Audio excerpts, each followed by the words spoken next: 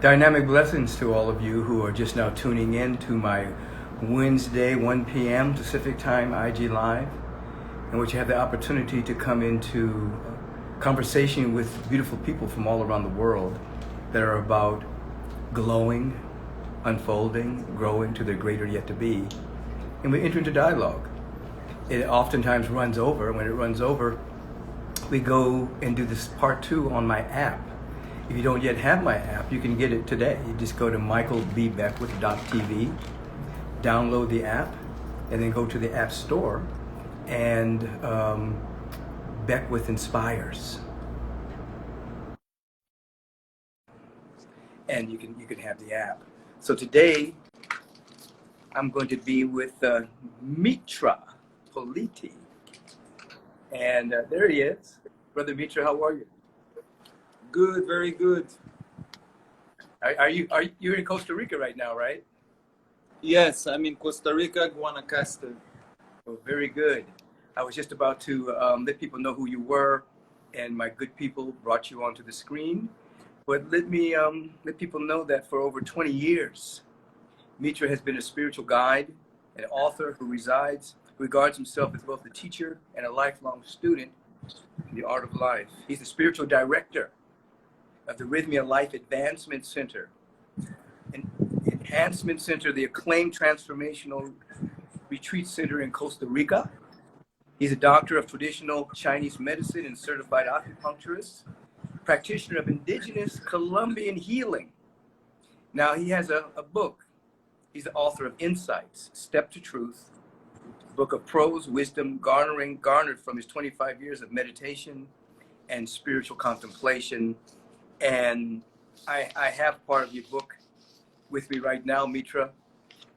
Let me see. We just lost Mitra.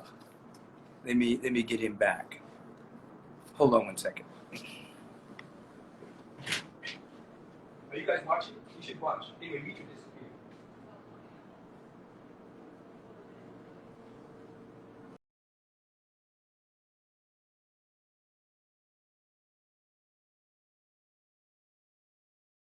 Of the Rhythmia Life Advancement Center, and that is the place I go to at least twice a year to teach there. So I know Mitra, and he does some very, very powerful work there.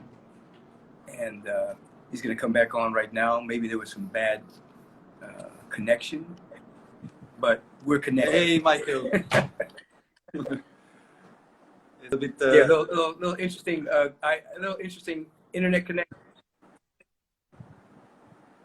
You know, I want to first of all welcome you. I always appreciate seeing you because we both well, you're the spiritual director of the Rhythmia Life Advancement Center, but as you know, we see each other because I go there at least 2 times a year to do teaching. Yes. And that particular nature. So it's always good to see you. You carry such a strong vibration, a strong frequency, and you're not only the spiritual director there, but you're the individual that assists with the plant medicine there, for people to have their amazing insights. And yes. So welcome. Now, I have part of your book here with me, and I want to read something. This is a part of the prose, part of the poetry from your book. It says, "A new consciousness is birthing, while the old is not yet dead. Aim for that new consciousness within you, and it will lead you to new horizons, clean and fresh dimensions of being." And I think for such a time in history right now, with everything being the way it is, that's the same consciousness that I hold, that the old is dying, but is not yet completely dead. The new is being born, but it's in an embryonic state. And so we're learning to hold this tension between the death of the old and the birth of the new, and you captured that in your poem. Now, before we get into that a little bit, tell us a little bit about your personal background and how you ended up being the spiritual director at Rhythmia, and what led you to the path you're on. Well, first, thank you for having me. The internet is a little bit funky here, so I hope I will hear everything clear. Yes, it's a. I think sometimes sometimes we think that we can direct our life, yeah, and sometimes life direct us. If I can say something about my life, is that every event in my life there was a strong guidance. Some of it happened very smoothly, and some of it happened through crisis. But there was always a guide that pushed me into the next adventure, into the next inquiry. Mm-hmm. And this is how I found myself in Chinese medicine. This is how I found myself in the Colombian tradition medicine, in meditation. All of my spiritual journey is just unfolding itself out of guidance, and like life is pushing me forward. Mm-hmm. I have to say that not all the time there was a yes. Sometimes also there was a resistance, but later on I found myself trying to aim for the highest. Mm-hmm. Right, right, right. And so, did you ever think that you'd be this like a spiritual director of a life advancement center? I mean, was that a part of your dream, or that's just a part of the unfoldment of you just working on yourself? Not at all. Not at all was a chain of event that leads me into it. And I'm sorry, somehow the internet, I hear you double. So I didn't aim to it. It's just important to follow what life is offering in a way. And many times I felt that life wants something more from me, and I just need to show up for that. So when something like that is happening that is bigger than me, and I still need to show up for that, what I do, I just show up for that. And then I see what happens. Right, right. A lot of people are trying to avoid life, but you're saying show up, be present, and then the guidance will take you to your next step. And I'm also hearing you say, oftentimes people have, a plan to go a certain way, but then life has detours, and life has speed bumps, and life has ways by which we are to extract wisdom from the experience in order to make better choices. So this is what I'm hearing underneath everything that you're saying. Now, yes, it cannot be otherwise. Right. Now tell us about Rhythmia, the Life Advancement Center, and specifically your role there, and how did you meet Jerry Powell? For those people who don't know what Rhythmia is, tell us a little bit about it. Rhythmia is a licensed life advance center in Costa Rica, Guanacaste, that work with plant medicine and some other modalities. Your modality is part of it. It's a transformation school. It's a place that oneself come and bring what he have in order to illuminate, in order to move forward with his life, and to heal and to cure, but also to see what there is beyond that, mm-hmm. Which is the divinity of who we are. Right, right. And as the spiritual director, what do you actually do there? I just give some sort of, I'm adding a color to a business structure. I'm adding a color, a spiritual color to it. And I'm also leading one of the medicinal night. But in every business operation, if we can add a spiritual guidance or a spiritual tone into it, it is changing the business structure. It's adding a better color, a more sweet color to it. Absolutely. For those who have never been to Rhythmia, he spoke about obviously the plant medicine and the different modalities. The other modalities are deep sea cleansing colonics. My class, the answer is you, is taught there. The yoga is taught every single day. Meditation is taught. Breath work is taught. Farm to table food, so you get the high nutritional food. And what happens is a community is created week after week after week of people breaking free from their limited paradigms, discovering their own blind spots, saying yes to life. And it becomes a very powerful entry point into merging with your soul. And Mitra is one of the individuals that help guide that. And he has a very powerful vibrational stance there, that rhythmia. And now he's written this book called Insights, Steps to Truth, a book of prose and wisdom. Now, you know, this book just came out, right? Yes, it just came out on Saturday. Oh, just this Saturday. It just happened. Yes, it just happened. It's just the baby is out of the womb. So am I your first interview? Am I the first person talking to you about it? I had a short interview just to get the practice for this media, because I'm entering a completely new territory for me. Yeah, absolutely. So, you know, what pulled on you to write the book? And I noticed that the book is actually prose and poetry fraught with your insights around life and liberty and spiritual growth. So what was the motivation? What pulled you? Yes, what motivated me was actually a crisis. I never intended to write the book. I would say the book was writing itself. It was in a time of a crisis around 10 years ago. The crisis was in my marriage that, of course, brought an emotional crisis, but within it, that was also a strong spiritual crisis for me. As I came to that time already well established in my meditation, in my awakening practice, healing modalities.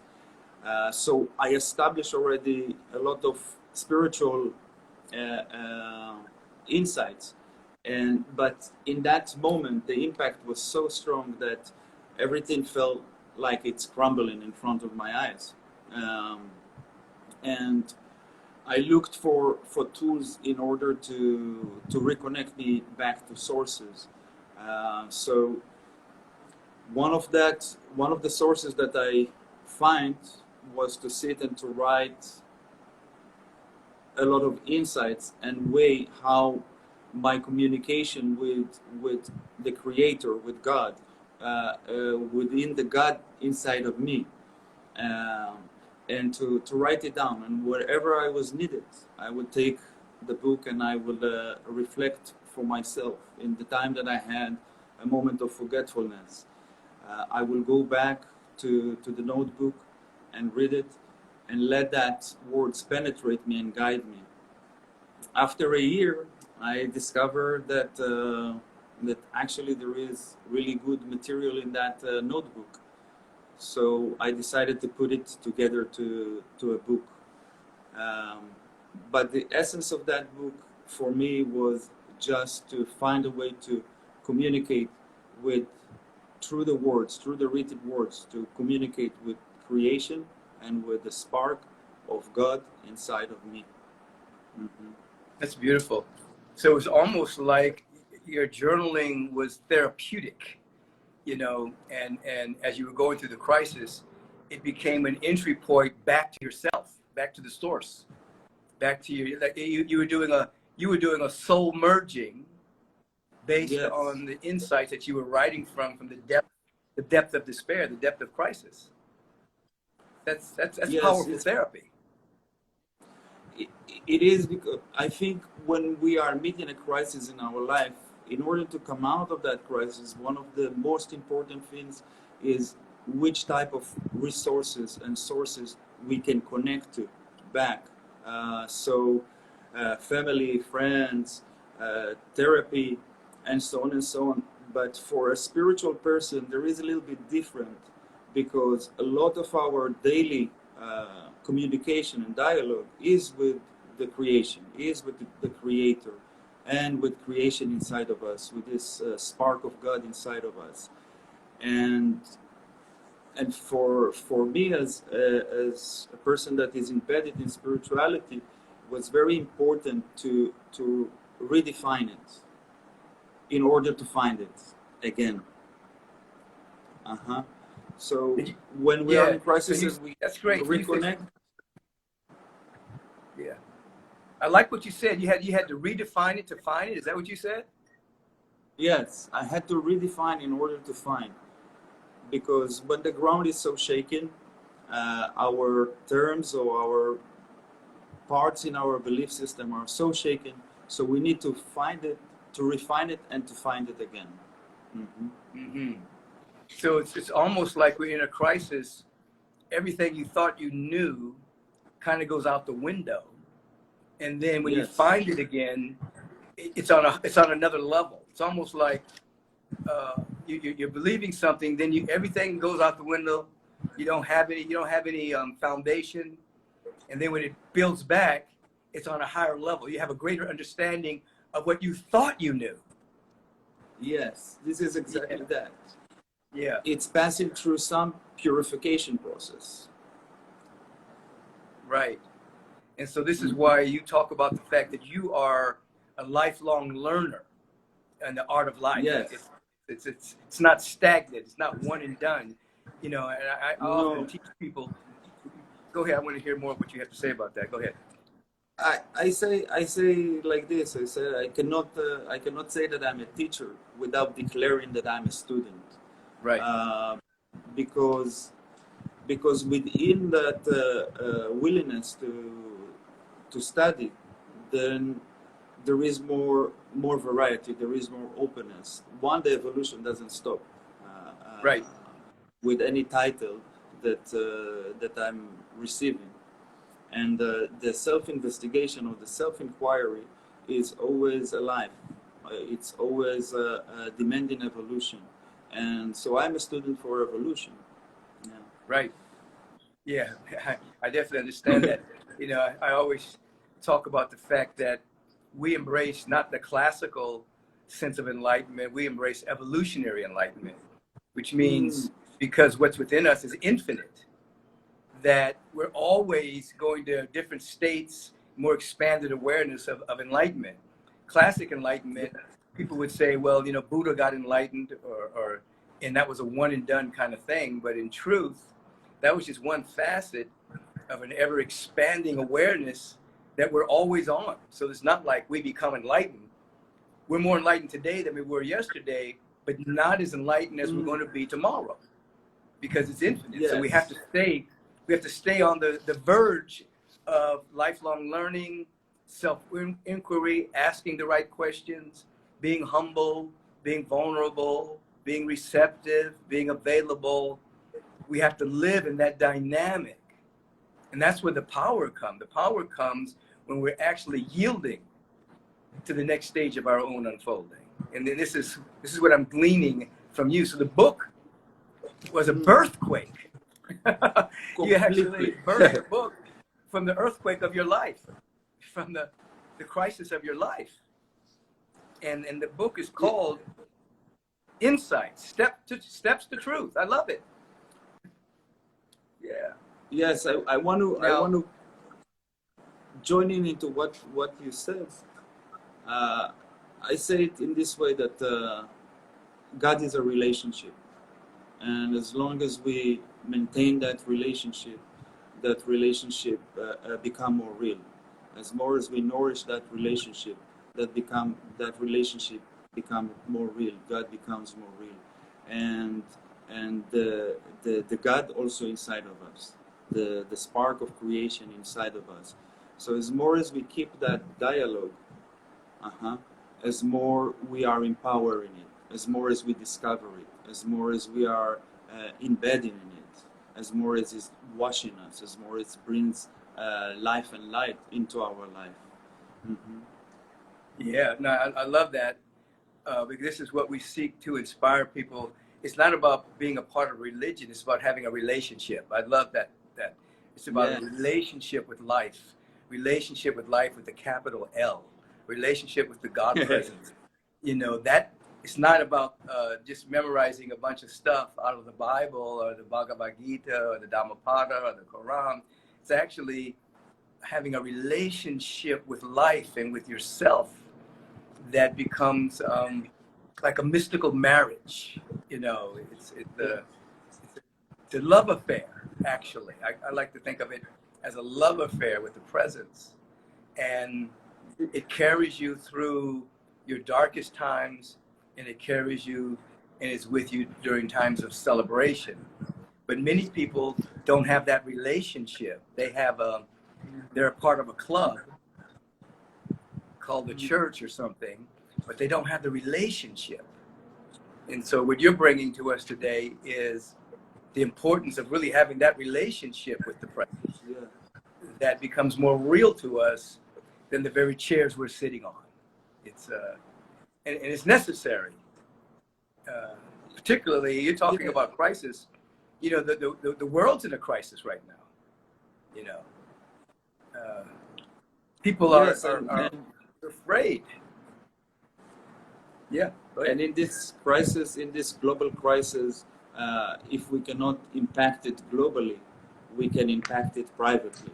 And the best way is for us to engage with resources and sources that make us feel strengthened, that makes us feel that we are held by life. We are never alone. But we need to investigate which kind of positive powers or which kind of positive strength is around us, and to tap into it is to tap in back to the source. When we are back in that territory of the source, we are well being taken care of. And the funny thing, that the source, the spark of creation, is inside of us, is nowhere else. So to have that dialogue with the spark of creation inside of us connects us to the Great Spirit. That is empowering us. Absolutely. Now I want to read something else that you wrote. You said, this is out of your chapter, Truthfulness. You write, that which I have seen, I cannot reveal.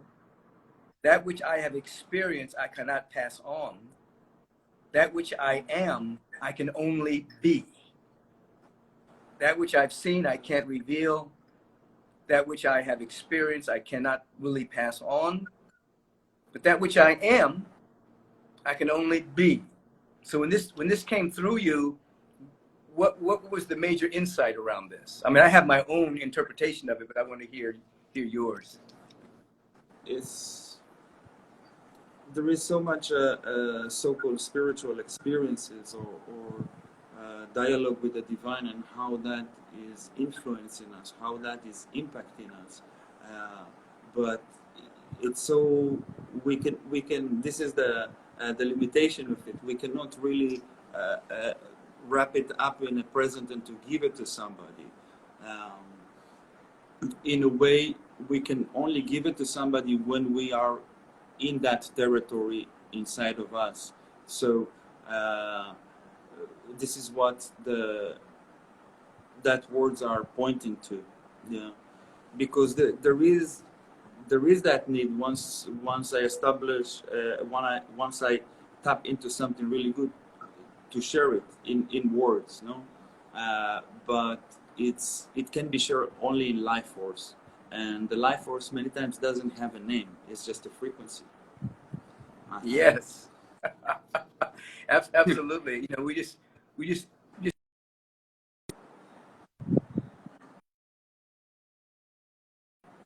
practitioners, and I try to let them know that all you really have to give the people that you're working with is your own spiritual practice and your own insights that you have had in your practice, because these truths can't really be taught. They can only be caught. They have to be caught in consciousness by receptive minds and hearts, but they can only be expressed if somebody's living it, if somebody is activated in that. And this is what you're saying. You know, I can only be, I am that which I am, I can only be. And then you're in that frequency, and then someone can catch it. And it's oftentimes beyond words, you know. They can hear your words, but your words is a carrier of frequency. If you don't have the frequency, many people have the words, but they don't have the music, you see. And they're not activated enough. And so I really appreciate what you're saying. I like this very much how you say it. I like it very much how you say it about the music, because when life is passing through us, and when we are in that communication, that dialogue with creation inside of us and outside of us, it's have a certain melody. It's have a certain melody. It's a vibration. That melody, it's a vibration. That melody can be shared. Yeah. You know, I remember, I'm thinking of Ralph Waldo Emerson's statement that, that who you are speaks so loudly, I can't hear a word you're saying, you know. So, so that was a very powerful statement, because he was saying that a person's frequency and vibration is preceding their words. So oftentimes people, we see this with politicians all the time. You know, they're saying like these beautiful words and all the right things, but people can sit back and look and absolutely know they're not in truth. You know, they're not in compassion. They're not in honesty. They're not in generosity, because who they are is vibrating so loudly, we don't even hear the words. So in the same thing with teaching spiritually, our main thing is our own spiritual practice, so that when we share an insight, it's the frequency of the insight that's being shared, not just the words. And so I want to read that again so people hear it again, now that we've talked about it a little bit. That which I have seen, I cannot reveal. That which I have experienced, I cannot pass on. That which I am, I can only be. And so it's our beingness that's most important. And you know what I like about this is that when you're with people who are doing spiritual work, and I mean really going to the mat and really going into their meditation and all whatever their technology is, you can be around people like this, because we experience this when we're together in Rhythmia. You don't even have to say much. You don't even have to have long conversations. You can be in the silence together. And it's very rich, because the vibration and the frequency of connection and love is so rich. You can speak, or you don't have to speak. There's no uncomfortability in the silence, you know, because the meeting vibration is on the being level. The meeting is on the being level. Right. The meeting is on the being level. Yeah. I find that a lot when I'm at Rhythmia. I find that a lot with my people here at Agape who have done tremendous work. You can just be. You can laugh. You can have great time. You can have fun. You can say nothing. You can be silly. Because you're operating on a beingness level, not on a, well, I should look like this. Spirituality looks like this. And spirituality looks like I should be doing this. But it's not any of that. You know, it's connection and relationship to the presence that shows up moment by moment by moment, how you are to be in the world that's appropriate for that particular moment. Sweet. I'm going to read another one. It's a side effect of being in the being. It's a side effect of being in the being that you could be more free. Right. Did you say free? Yeah. Freedom does not mean license to do anything you want to do, but there's a freedom of the soul that many people don't have an opportunity to experience, because they're so confined to the societal paradigm of how they should be, that they never get to what they're meant to be. You know, that's one of the things I love teaching at Rhythmia. It comes through it from time to time that there is a society gives you a should be, but your soul gives you a meant to be. Like there's something within us that's meant to be. A rose seed is meant to be a rose bush. It's not meant to be an avocado tree. There's something within us that's meant to be, and it's beyond society. It's beyond the frame of the world. It's beyond governments. It's beyond political policies. And many people never get to the freedom of what they're meant to be.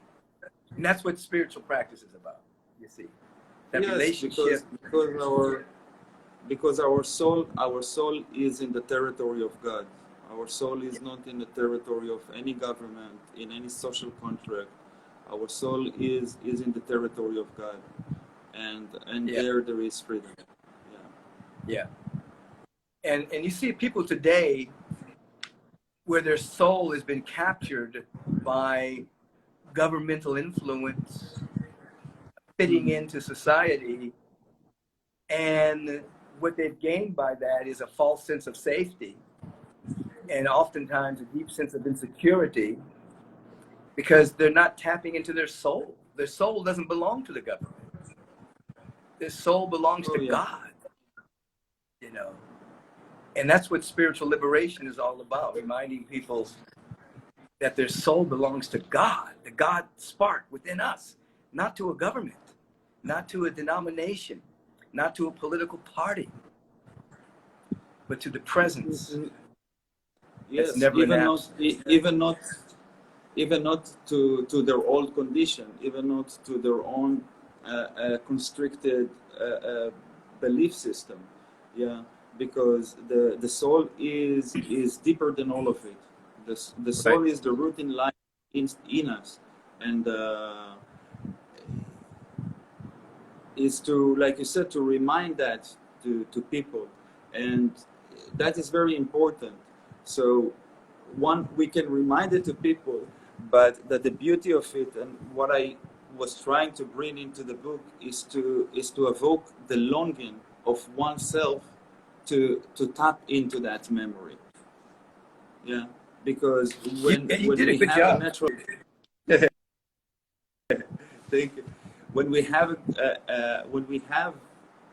that flame of a longing to inquire really who we are, to stimulate ourselves to see what there is beyond. What that longing gives us is a certain map to go and to meet our being. Yeah, that longing is very important. So many times I try, instead of reminding, I try to evoke that longing, because when oneself longing is being evoked, he is already his own teacher in a way. He knows where to go, where the wind blows. Yeah. That is so true.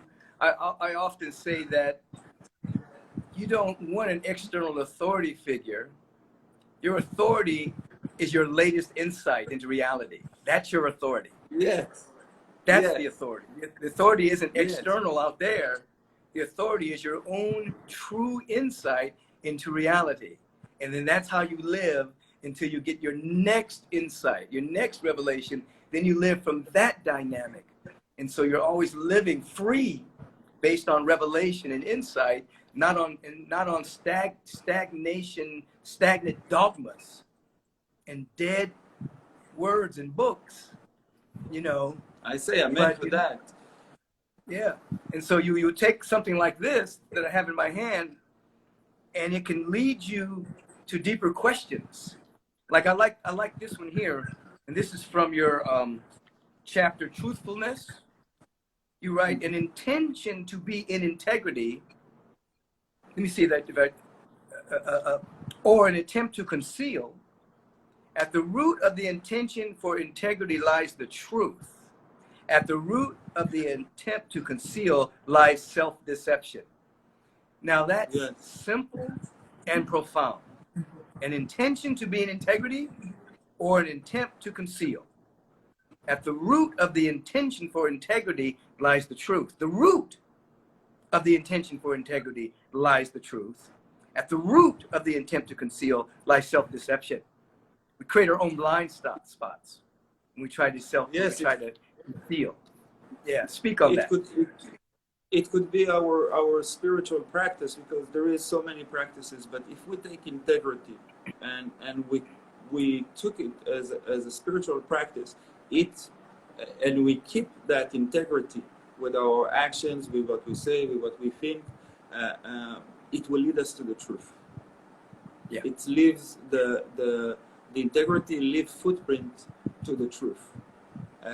Yes. And the same on the other hand, when we are following illusion, or we are following lack of integrity, it will lead us to lie. It will lead us to deception from ourselves and from the others. Yes, absolutely. This is powerful, and I think when people read poetry and prose, I teach people to go into what is called a contemplative meditation. That is, you read it, and then you meditate, and you read it again so you can get under the words, and you contemplate it, you read it again so you can actually get to the insight that the author had. And then you read it again, so then you have your own insight that the poem led you to, you see.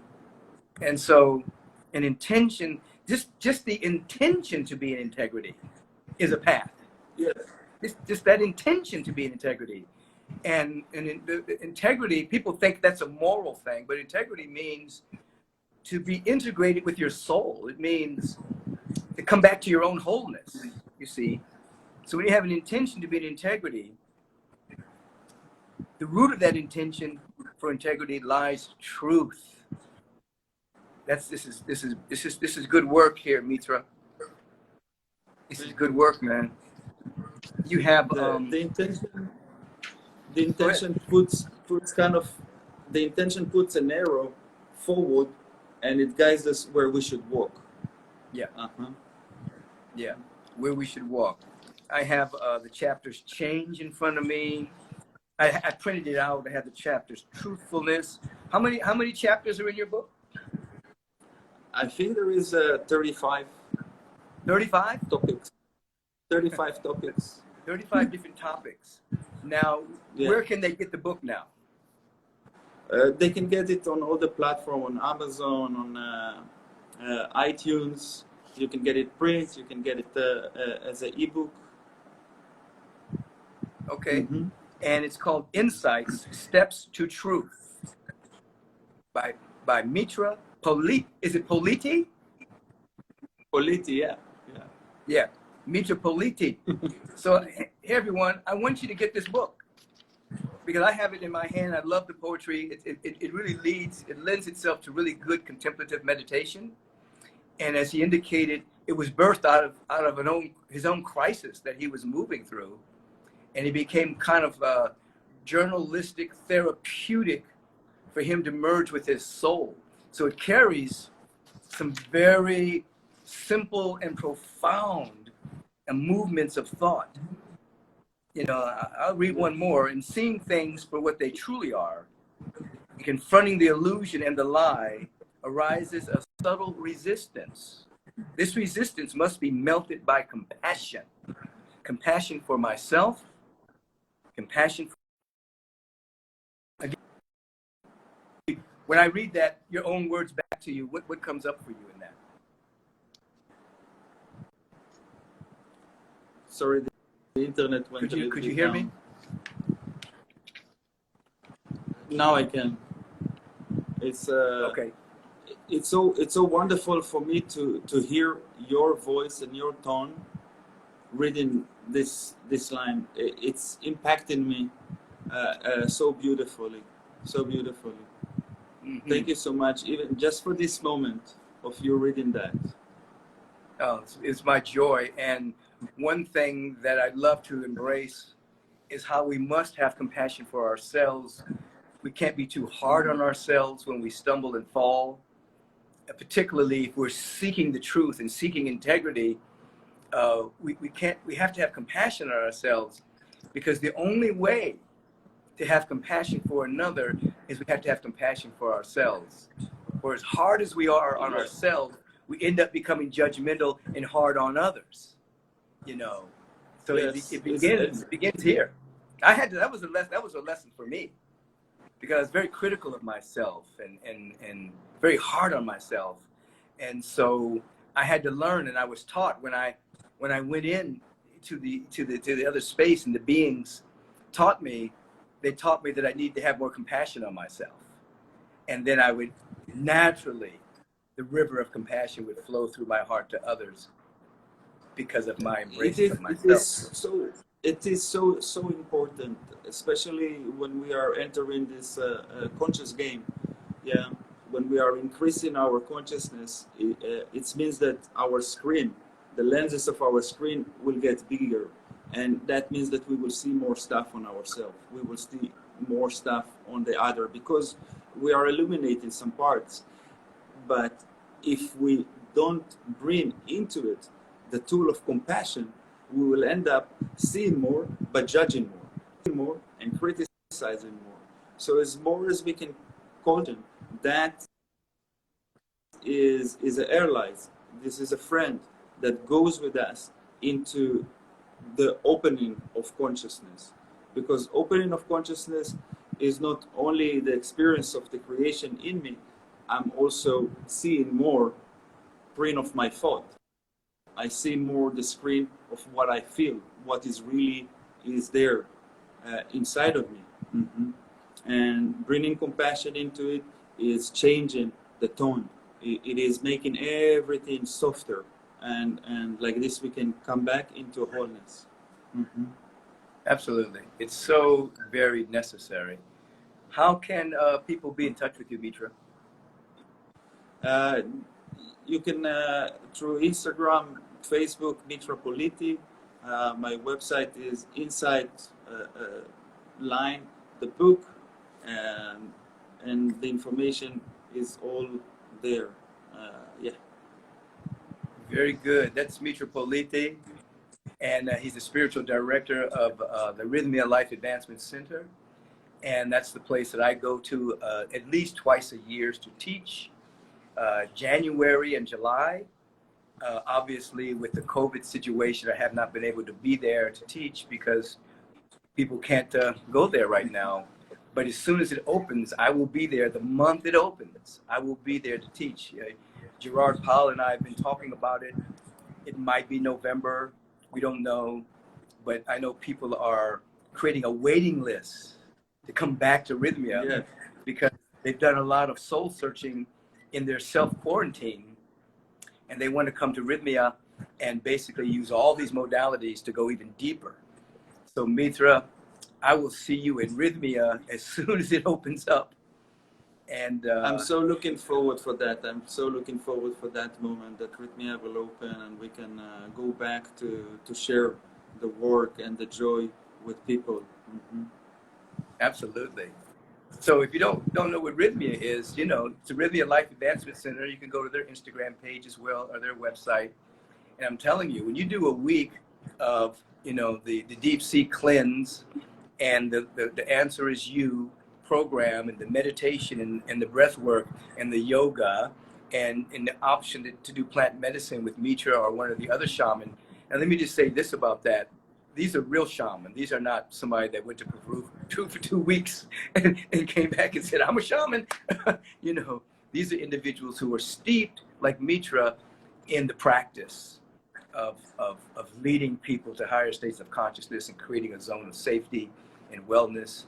And then you have the farm to table food, nourishing food by the chef Meg. And it's a very beautiful place to be. And so Mitra is one of the wonderful beings that you'll meet there. One of the wonderful beings that you'll meet there. And I appreciate you. Any final words? Likewise. Shamanism is a very big word that have a lot of weight on it. I like to look at myself as a simple healer and as a student to the path. last word is you know, my hope for humanity on the individual level of humanity is that we will aim and look for our divine potential. That we will aim and look for our divine potential. Like this, we can create a new autonomy that comes from within, with the autonomy of light and love. Mm-hmm. Yep, that's absolutely true. I think that maybe we'll pursue that conversation on our Zoom meeting, and I'll put it on the app, because that's a very powerful dialogue right there. The new economy of love and light and generosity and circulation, because this old economy is based upon non-renewable resource called oil. Debt's built into it. It creates a level of division among people. It's time for a new economy to emerge by the will of the people who have merged with their souls. So we need to talk about that a little bit more. So everyone, this is Michael B. Beckwith from Agape International. This is Mitra Politi from Rhythmia, the Life Advancement Center. Remember, you can get his book on all of the different platforms, and I've read just a couple of snippets from it. The book is Insights, Steps to Truth. And you can get it from all the platforms he just said, Amazon, ebook. It's an ebook as well. And to catch some of my further dialogues with other people and other points of inspiration, not only can you go to Agape on Sundays at agapelive.com, but you can download my app, michaelbbeckwith.tv. Go there and download it. And then go to the App Store. Beckwith Inspires, MBB. You have the app, and you'll have all the extra stuff as well. Oh, let me just remind you that this month, I'm going to be doing a virtual meditation retreat. So you check back with me and you get the exact dates. But Guapale is going to be providing music. The great Miss Lyra out of South Africa is going to be providing music. And I'm going to be leading you through 3 days of meditation on my app. So make sure you have the app so you can sign up for that. Other than that, I want you to stay bright, continue to glow for that spark of divinity within you. Mitra, have a bright day, brother. Yeah. It's good being with you. Thank you. Likewise. We'll talk soon. I'm going to call you shortly.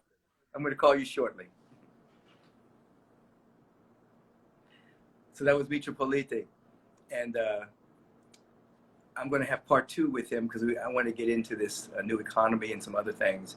And that'll be on my app, because we've gone, close to 50 minutes together on this particular technology.